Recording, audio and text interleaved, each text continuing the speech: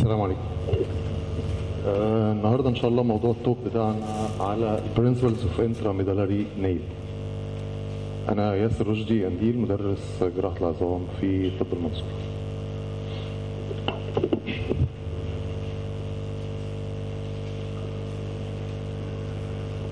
Intramedullary nails have been used for long now for the treatment of long bones, diaphyseal fractures mainly, and some types of metaphyseal fractures.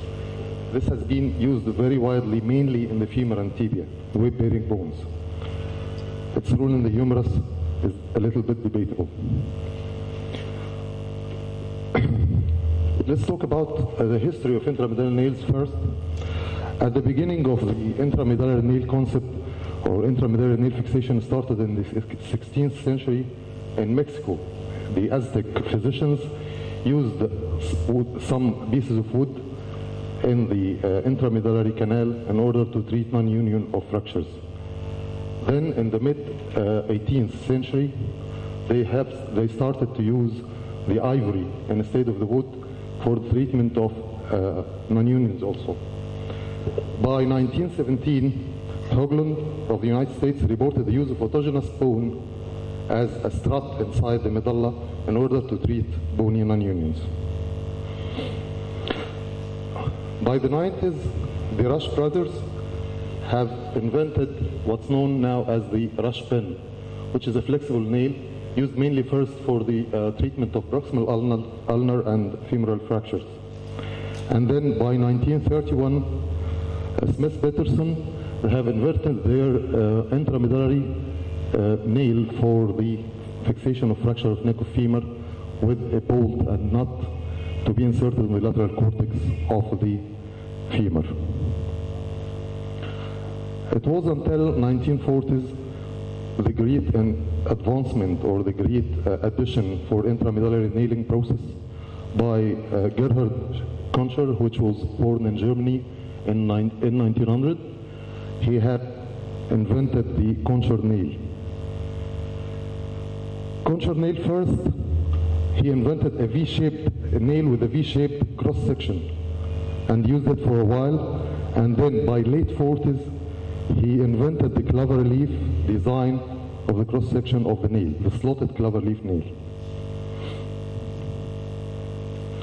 By the 50s, two very important additions have been added to the intramedullary nail evolution. The first one is intramedullary reaming. Intramedullary reamers, flexible reamers, were invented also by Koncher in the early 50s, and also there are some researchers and some orthodox surgeons, Modny and Bambara, introduced the transfixing screws, making the intramedullary nail became an interlocking nail. During the 60s, due to improvement in the radiological imaging intensification inside the operative room, the intramedullary nail became very widely used, especially the interlocking nail, which needs an intraoperative image intensifier.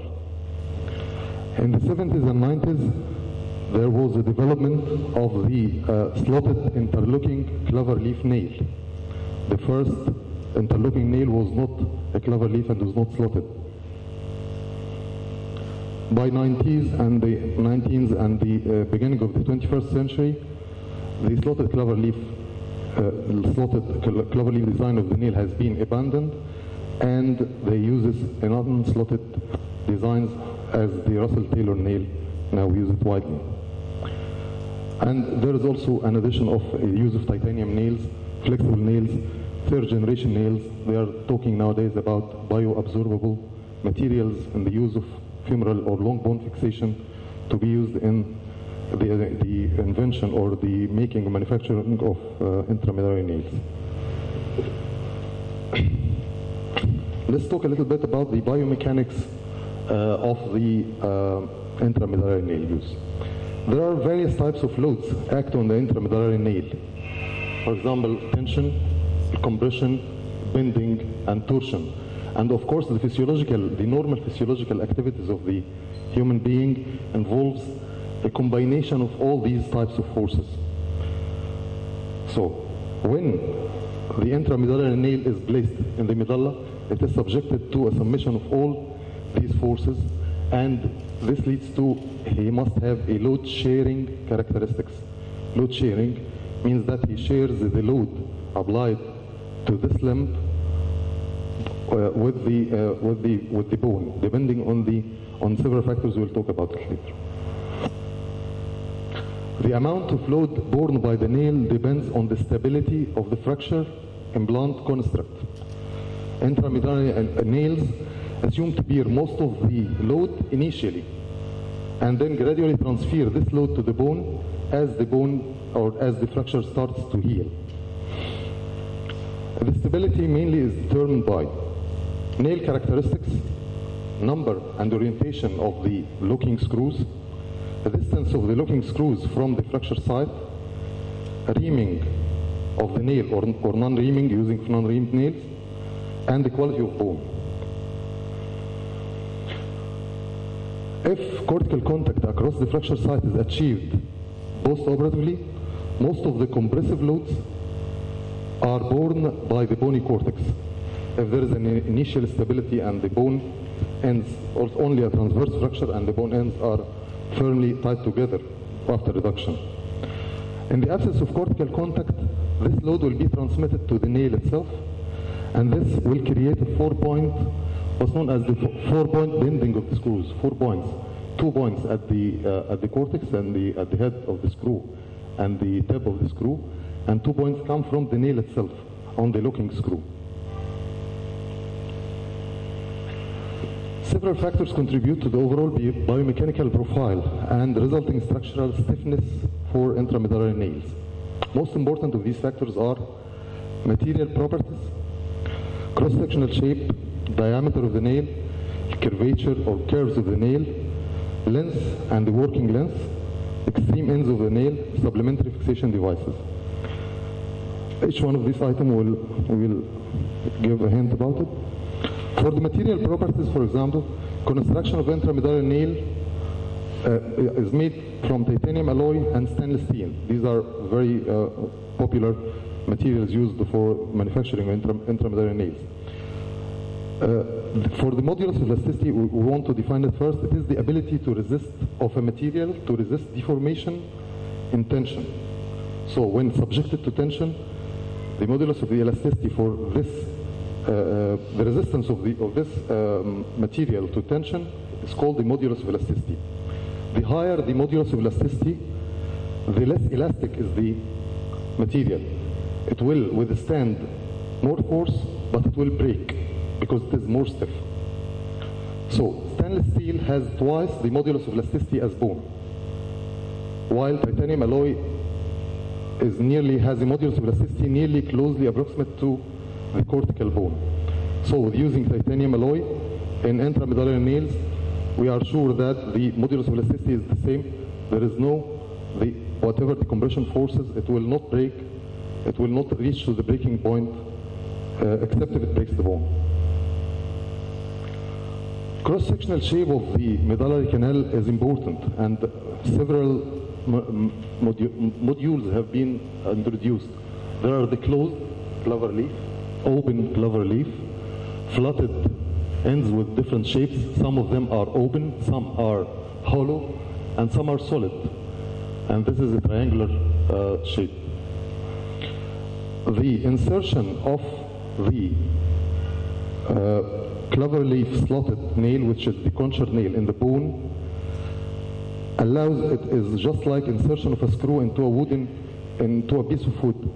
The wood in this instance will apply compression on the advancing screw while it is advanced in the piece of wood, while the clover leaf nail will produce an expansion, a power of expansion. With introducing the nail, it will expand powerfully in order to hold the fracture ends together.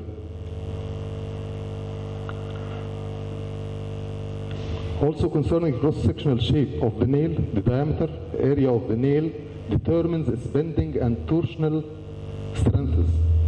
Resistance of a structure to torsion or twisting force is called the moment of inertia. Moment of inertia, polar moment of inertia, is the resistance of a structure to twisting or torsion.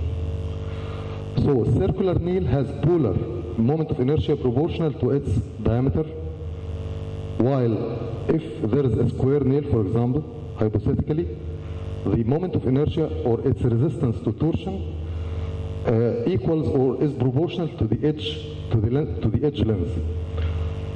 It has been postulated that nails with sharp corners or flatted edges have more polar moment of inertia, so more resistant to the torsional and twisting movements than circular nails. Clover leaf design resists bending most effectively. This is a very important design that is historically present since 40s, and it is very effective in resisting this bending moment. Of course, there is a problem with the clover leaf with the concher nail itself, because it is slotted, because it is non-looped, concerning the moment of inertia. The diameter of the nail. Nail diameter affects the bending rigidity of the nail. As it increases the rigidity of the nail. As it decreases, the nail rigidity decreases. For a solid circular nail, bending rigidity is proportional to the third power of the nail diameter. While in the torsional rigidity, the bending rigidity is proportional to the third power, and the torsional rigidity is proportional to the fourth power of diameter. Other characteristic of the nail is the curvature of the nail. The long bones have curved medullary cavities, and so the nails inserted into these medullary cavities should have these curves. The average radius of curvature of the femur, for example, is 120 centimeters, while this is the average radius of curvature. And while most of the interlocking nails have a greater average radius of curvature, it's about 300 centimeters. This means that the interlocking nails with the present design has a less curvature than the femur itself. Radiographs. This radiograph demonstrates that because of the lack of curvature of the interlocking nail design in comparison to the femur, to the curvature of the femur, during insertion you should be very careful, because you could penetrate the anterior cortex of the femur while inserting the nail. Also, the tibial nail has a curvature of about 11 degrees in the anteroposterior direction at the junction of the proximal third and the distal 2/3. When inserting a nail, axial force is necessary in order to bend and fit the nail into the curved bone, which is more curved than the nail. So this force generates what's called this Hope stress in the bone. Hope stress, circumferential expansion stresses. So if you try to apply this nail in the femur, which is curved like that, and the point of entrance or the point of entry, and the point of entry is anterior, see the dotted blue line, so you will have to create a huge hoop stress that may lead to rupture or disintegration of this femur. It may fracture. That's why they call the entry point of the femoral nail should be posterior to the piriformis insertion, in the posterior position in the piriformis fossa, in order to avoid, while you introducing this curved nail, to hit or injure the anterior cortex of the femur and causing a fracture. This is the shape, this is the hypothetical shape of the nail that should be produced if you made your entry point more anterior than the described place. Concerning the work length and the working length, the total nail length is the length, total anatomical length of the nail, while the working length is different concept.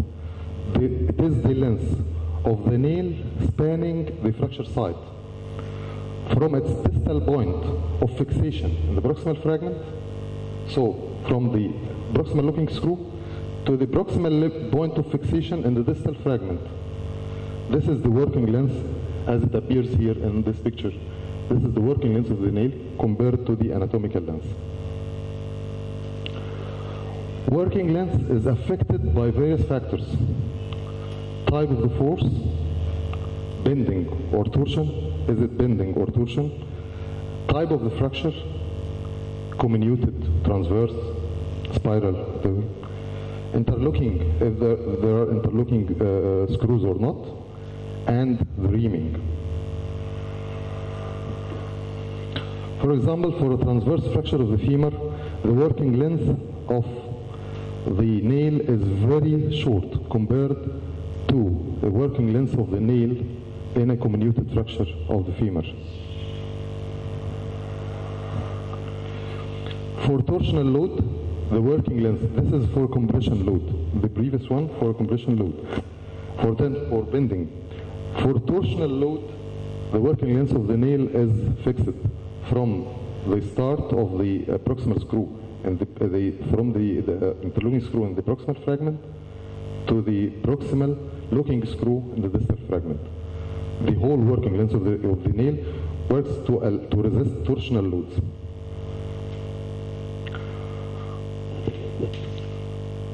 Weight bearing interlocking nail. In weight bearing, there will be the nail bows with the bowing of the femur and bowing of the bone, and the bone comes into contact at the fracture site.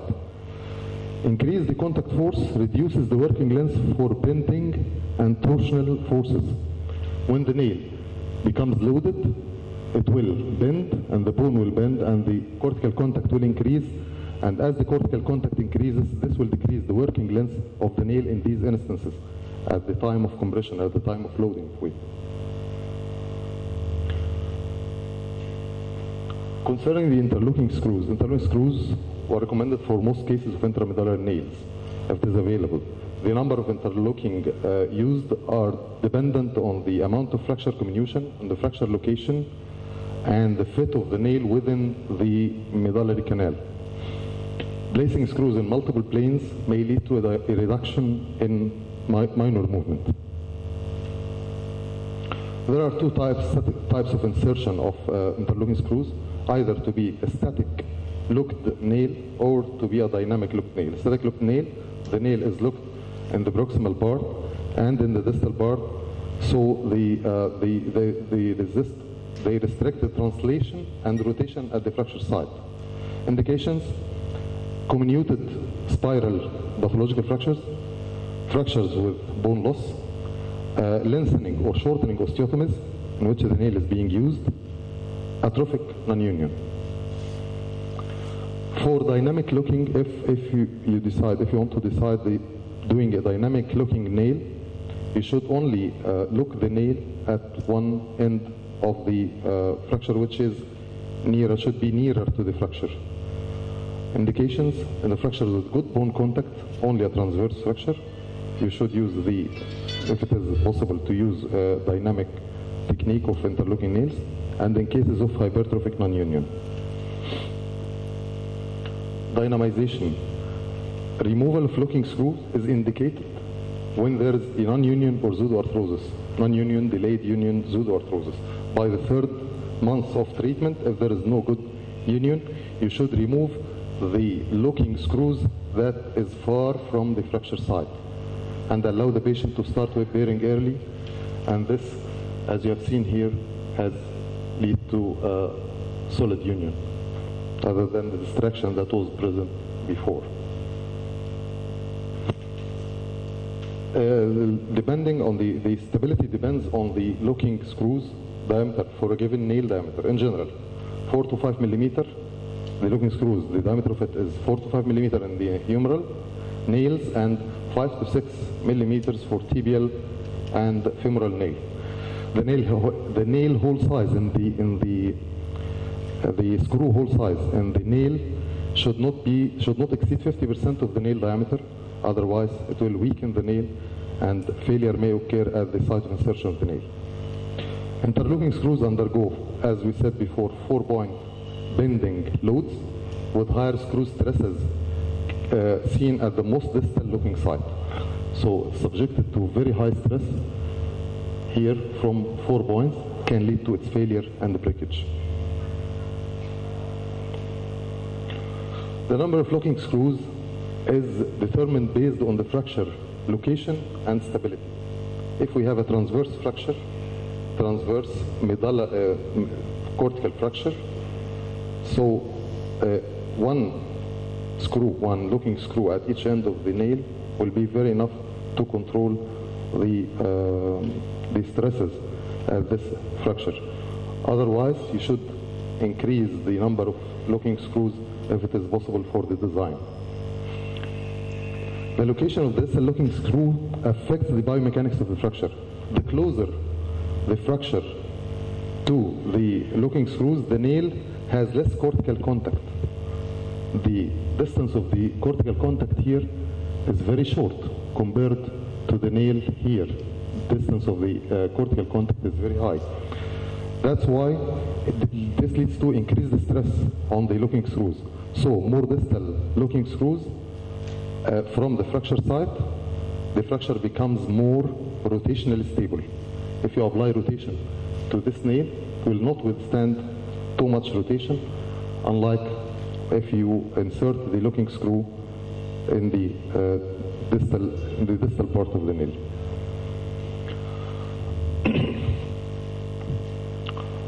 For the extreme ends of the nail, there are certain characteristics of some of the famous designs known by us. The concher nail has a slot or eye at each end for the advancement of extraction of the nail or attachment of the extraction hook. One end, which should be the distal end, is tapered to facilitate the insertion. Present version of the cannulated locking screw contains cylindrical proximal end with internally threaded core. So it allows the attachment of the driver and the extractor if you want to extract the nail. Some nails have slots near the distal end for the placement of anti-rotation screw, just to hold the nail in place, what they called a puller screw. Closed versus open nailing. Closed nailing, of course, will be done only if the facilities are not available to do the closed nailing should be done whenever possible. If there is an equipped operative theater and the implant is available, it should be used at any time, and the closed anti-grade nailing is the preferred method. Open nailing is only used if the facilities for closed nailing is not available, and it was found that infection is 6 times more with the open nailing than closed, and non-union is 10 times more in open nailing than the closed. So it's very important to notice these averages. Biomechanics of the intramedullary reaming. Intramedullary reaming can act to increase the contact area between the nail and the cortical bone by smoothing the internal surfaces. When the nail is in the same size of the reamer, 1 millimeter of reaming can increase the contact area by 38%. Also, reaming makes the internal shape of the medulla take the configuration of the nail. Reaming also reduces the working length and increases the stability. It makes the medullary canal as a tube with the same diameter as the nail. So, with more contact, it decreases the working length of the nail. More reaming allows insertion of a large diameter nail, which is advantageous, which is more important and provides more rigidity for bending and torsion. So biomechanically, reaming or reamed nails provide better fixation and stability than do unreamed nails. Of course, there are problems with the reamed nails, with the increased intramedullary pressure, with the incidence of fat embolism, and with thermal necrosis with the reamer. So they have invented now the reamer with suction irrigation to introduce saline and to suck the reaming parts of the medulla out trying to avoid all these hazards. Of course, it's not very much well used.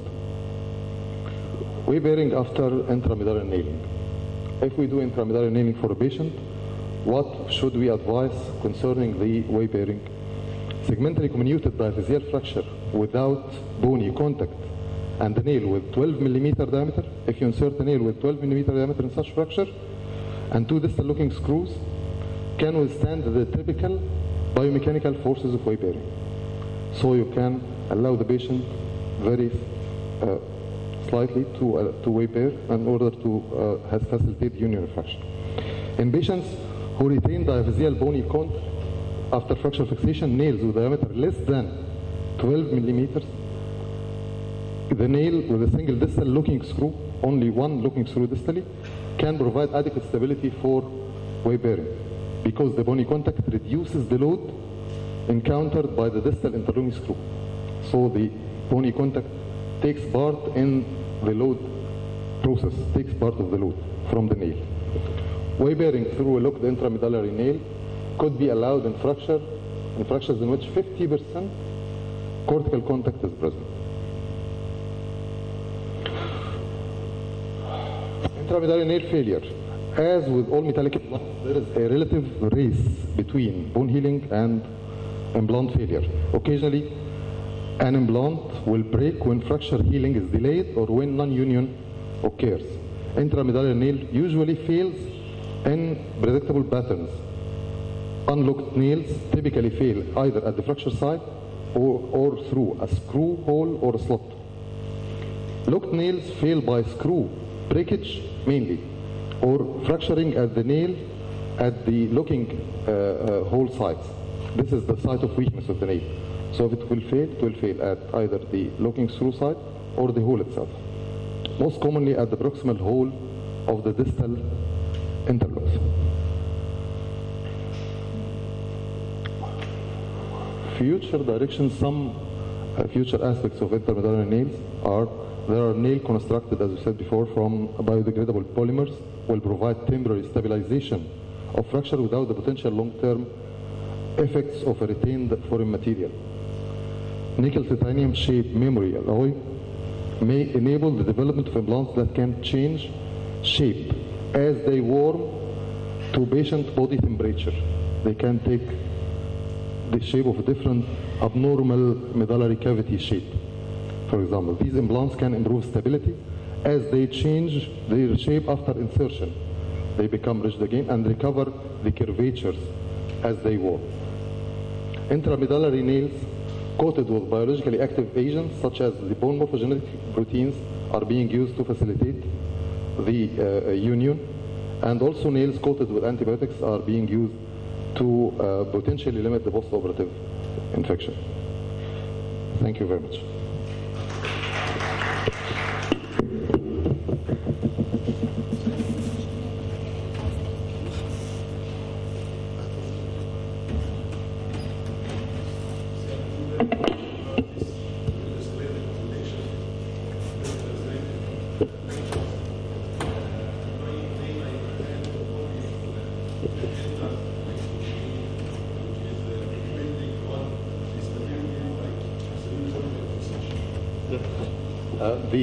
The point, this is the idea birthed by the clover leaf implant that was invented by Concher.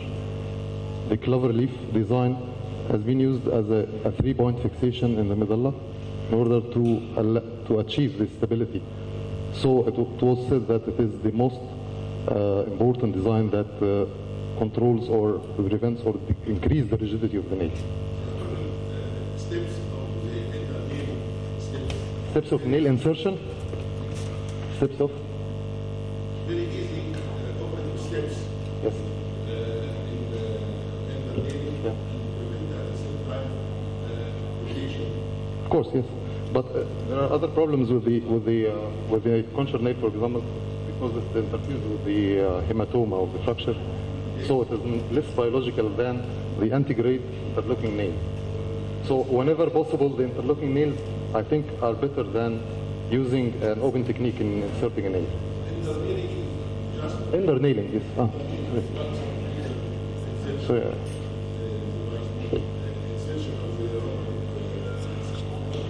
What about the rotational stability of the internal? Can we depend on it in an adult femur, for example?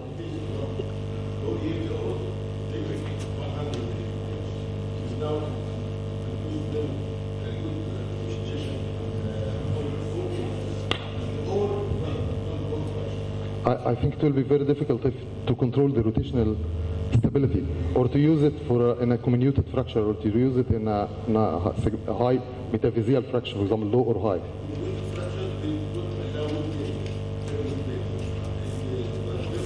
In transverse fracture, you allow weight bearing. So what about the rotation?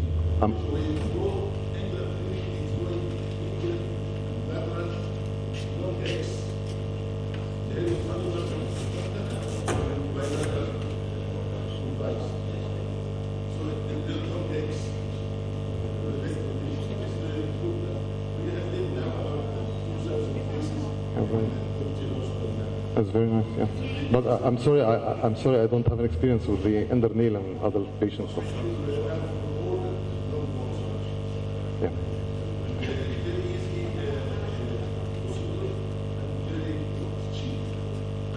Okay, thanks. Any other questions? شكرا، وان شاء الله احنا دلوقتي ناخد بريك وصلاه باذن الله، ونكمل ان شاء الله الساعه 1:15 باذن الله.